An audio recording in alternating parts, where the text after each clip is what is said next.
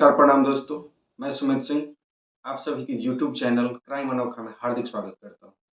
दोस्तों, उम्मीद करता हूँगा आप सब अच्छे होंगे। दोस्तों, मैं आप लोगों के बीच एक 2020 कोरोना काल के चर्चित डॉन, जिसका नाम आप सभी भी सुने होंगे, विकास दुबे, कानपुर वाला का कहानी लेकर आया।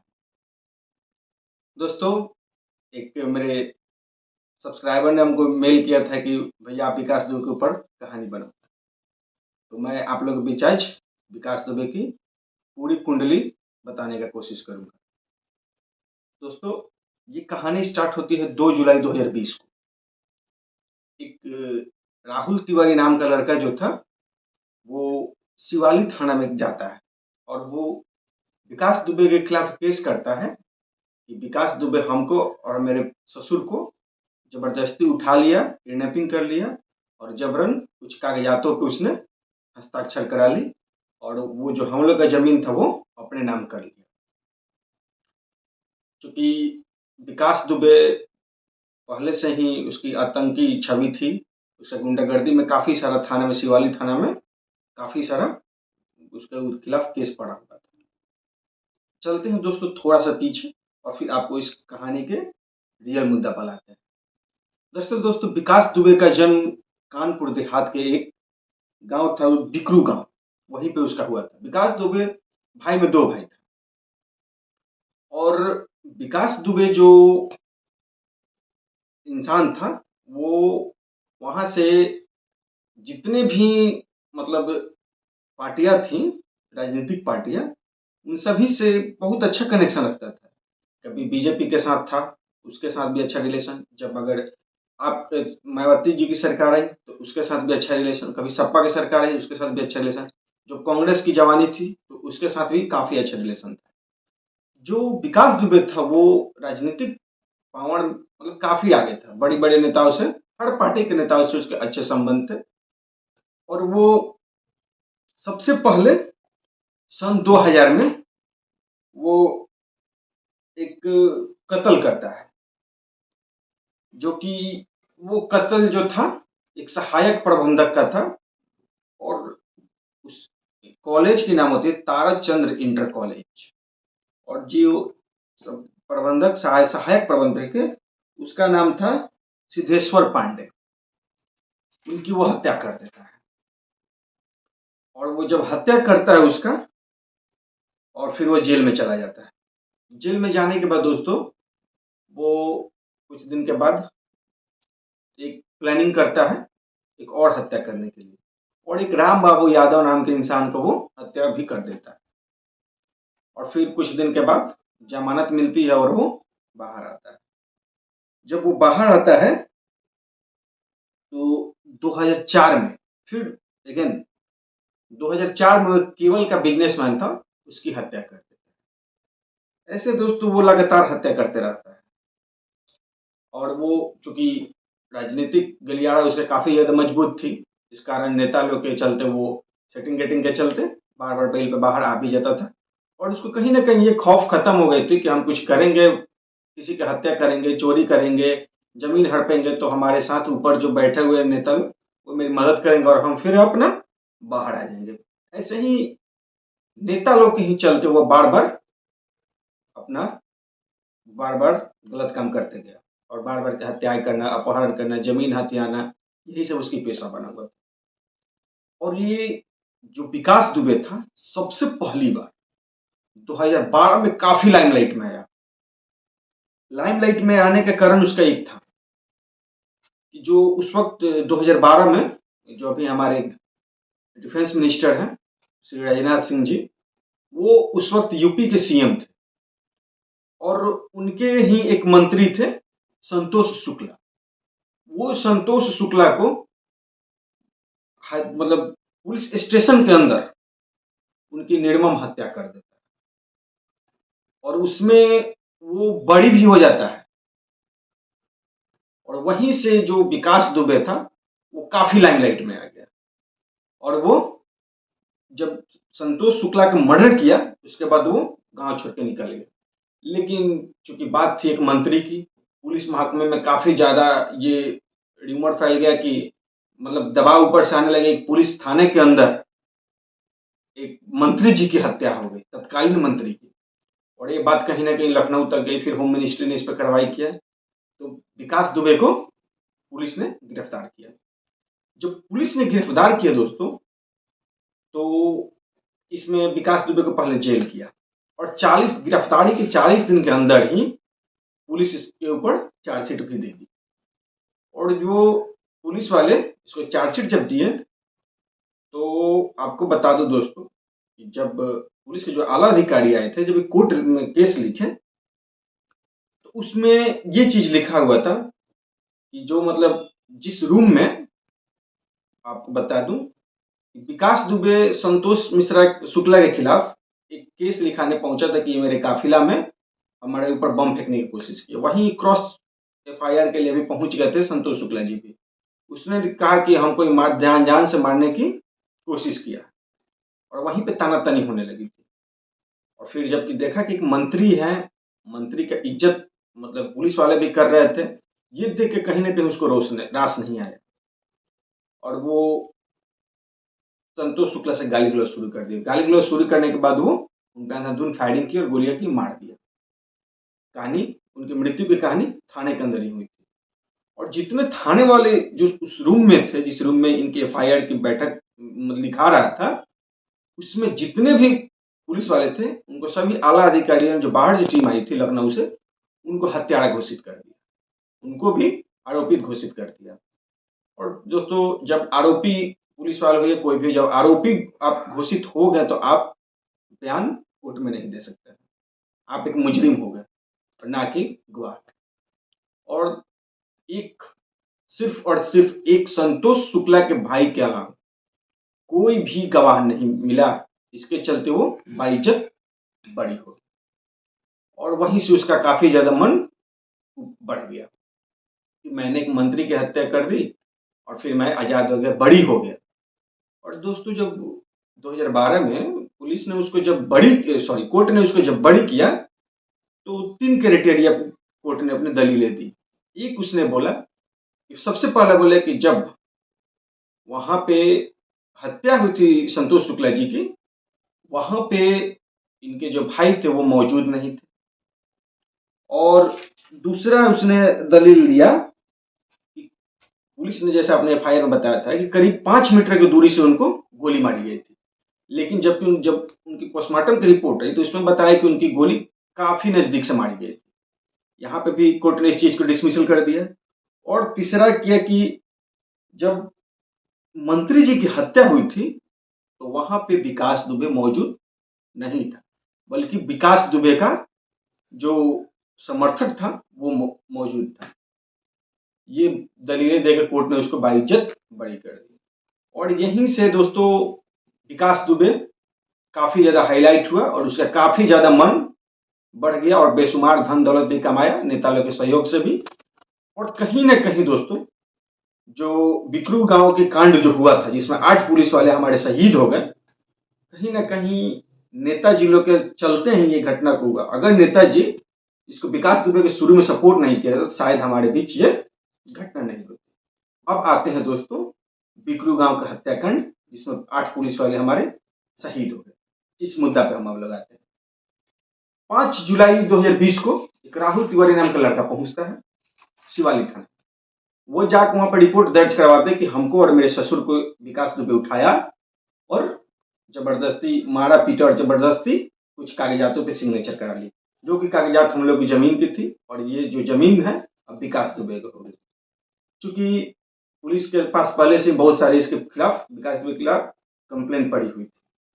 पुलिस ने सोचा कि चलो आज हम इस विकास दुबे को पकड़ते हैं। और पुलिस ने अपनी प्लानिंग बनाई, टीम गठित हुई।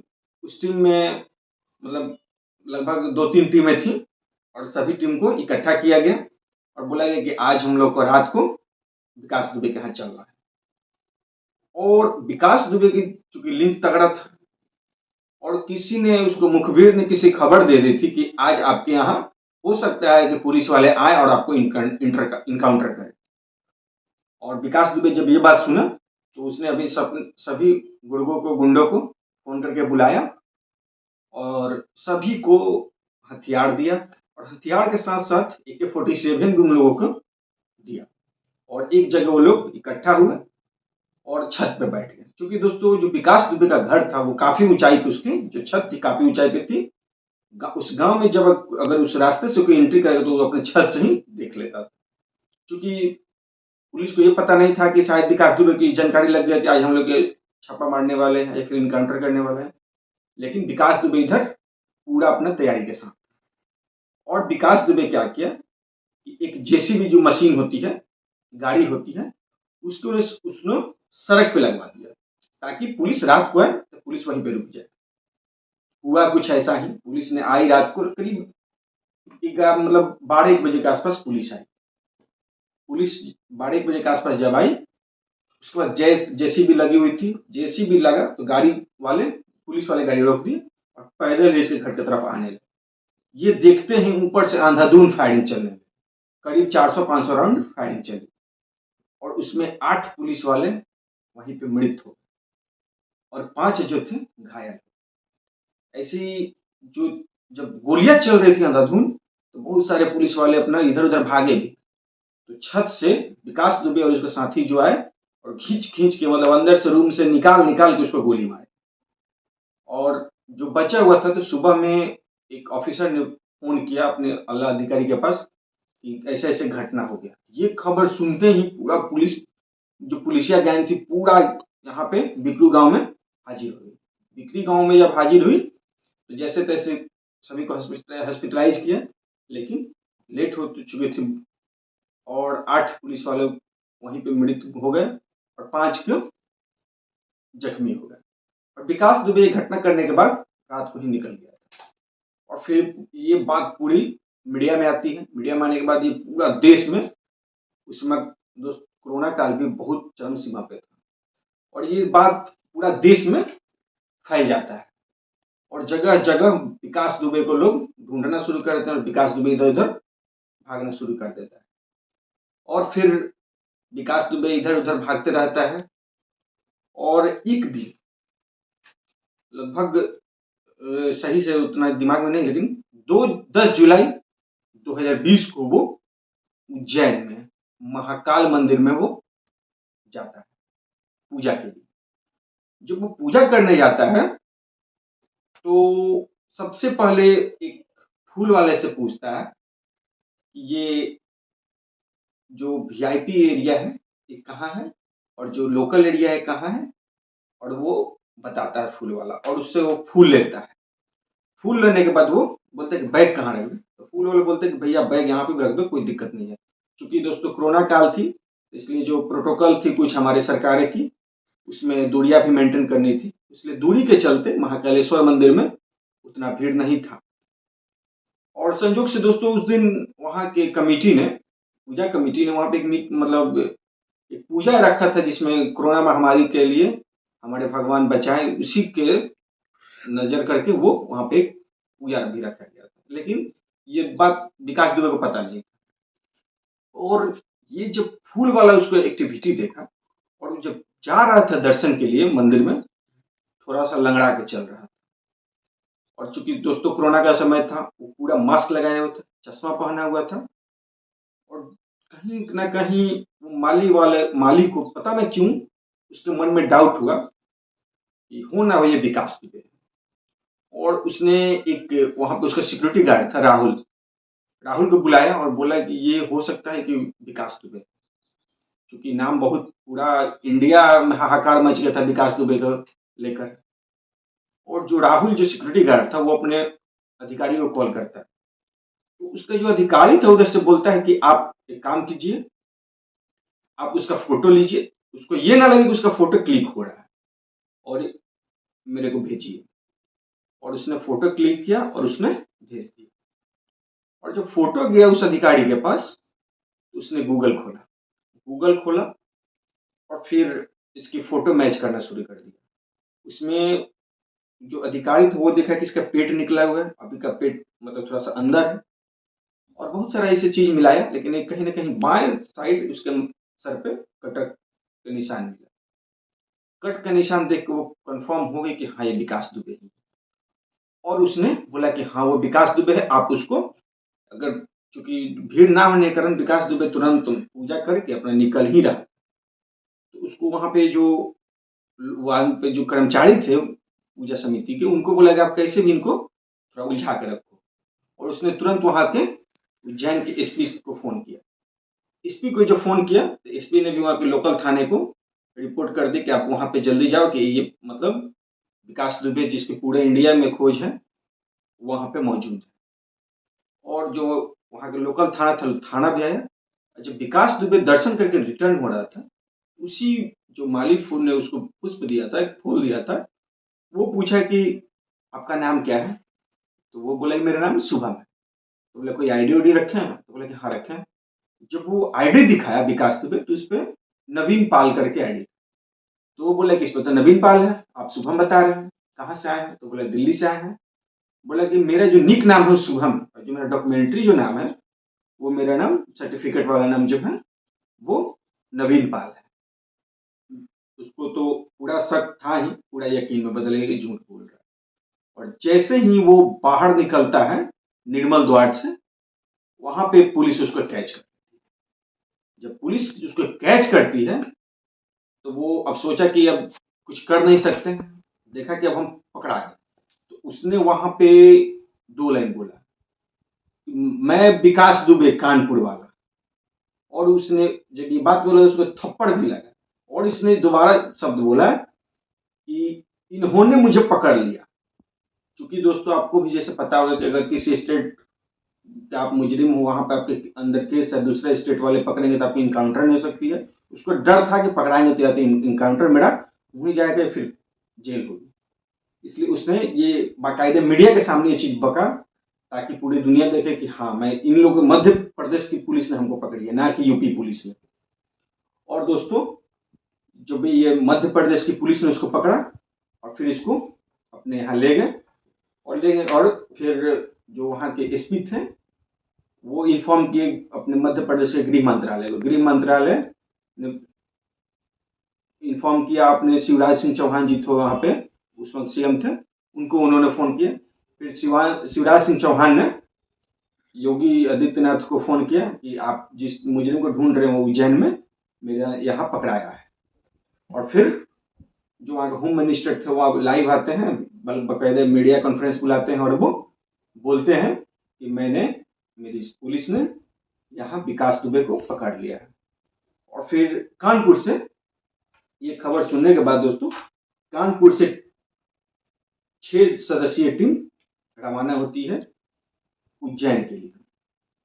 और चूंकि दोस्तों जैसे कि आपको भी पता है कि जब तक अगर आप किसी दूसरे स्टेट के मुजरिम है, किसी दूसरा स्टेट पकड़ लिया, तो जब तक आपको पुलिस ट्रांजिट रिमांड ना दे तब तक आप शायद उस मुजरिम को आप अपने यहाँ नहीं ला सकते। लेकिन यहाँ पे देखा जाए तो थोड़ा सा कानून का उल्लंघन हुआ था, लेकिन इस पे अपने एसपी जो थे उज्जैन के वो अपने सफाई दिए थे। और फिर कानपुर की टीम जो एसटीएफ वाली थी आती है उज्जैन में, उसको अपना जो विकास दुबे था उसको अपने पास लेती है। और चूंकि दोस्तों मध्य प्रदेश पुलिस की जिम्मेवारी थी कि जितना उसका बॉर्डर इलाका पड़े वहां तक, जब तक यूपी के बॉर्डर स्टार्ट ना हो जाए वहां तक आपकी जिम्मेवारी है कि उसको सुपुर्द कर देना है सही सुरक्षा से। और दोस्तों वहां से 4 गाड़ियां खुलती है। एक गाड़ियां जो थी इनोवा थी जो कि उज्जैन पुलिस की थी, और एक उसमें टीयूवी 300 थी, और इसमें 2 गाड़ियां और थी। ये गाड़ी खुल जाती है, ये गाड़ी खुलती है फिर कानपुर आने के लिए। और फिर अपना गाड़ी जब चलना शुरू कर देती है तो फिर जहां जब यूपी एमपी के बॉर्डर खत्म हो जाती है मध्य प्रदेश की, वहां पे जो मध्य प्रदेश के पुलिस वाले थे बाकायदे सही सुरक्षित यूपी पुलिस को विकास दुबे को सुपुर्द कर देते हैं। और वहां से जैसे मतलब कुछ मीडिया बंधुओं ने इस पे पूरा उसके जितना वहां पे उज्जैन से कानपुर आने के बीच में जितना रास्ते में हुआ था उसको पूरा मीडिया बंधु ने कवरेज भी किया हुआ था। तो उसमें जब यूपी पुलिस ने विकास दुबे को अपने अंडर लिया तो उस वहां पे 3 गाड़ियां थी। एक टीओवी 300, और एक गाड़ी उसमें थी safari, Tata safari, white colour की थी, और एक और गाड़ी है। उसमें विकास दुबे को टाटा सफारी में बैठा ले जाता है, व्हाइट कार में, और वो वहां से रवाना हो जाता है। रवाना होने के बाद करीब रात भर गाड़ियां चलती हैं। फिर सुबह लगभग 6:30 बजे के आसपास जब एक टोल प्लाजा रहता है, वहाँ पे मीडिया वाले कवरेज भी करते हैं, तो उनको रोक दिया जाता है। मीडिया वाले रोकने के बाद बोले थे कि आप क्यों क्यों हमको रोके? तो वो बोले कि देखिए कोरोना काल की जो है इसमें जांच चल रही है, आप लोग अभी नहीं जा सकते इसके आगे। तो फिर हुआ कि चलो कोरोना की बात है, तो जांच हो रहा होगा।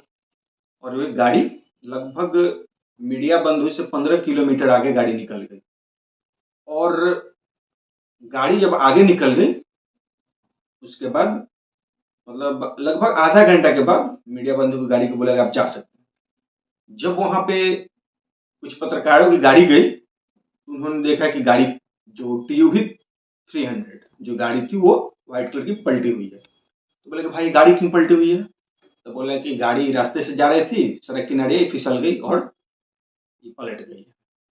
और फिर और सब गाड़ियां वहां जो 2-3 गाड़ियां और थी वो गायब हो गई, मतलब वहां पे थी नहीं। बोले और सब गाड़ी कहाँ है?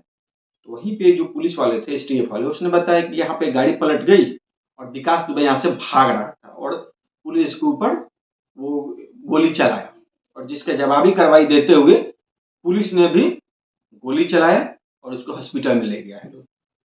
लेकिन वहां पे हॉस्पिटल में उसको डॉक्टर ने मृत घोषित कर दिया। दोस्तों ये थी विकास दुबे, डॉन विकास दुबे की कहानी। दोस्तों शायद ये घटना हमारे इतिहास में नहीं काउंट होती, लेकिन इसमें उसको शुरुआत में ही कहीं न कहीं नेता लोग के संरक्षण के चलते ये घटना को अंजाम हुआ। बस फिलहाल जो दोस्तों इतना ही, हमको इजाज़त दे दीजिए।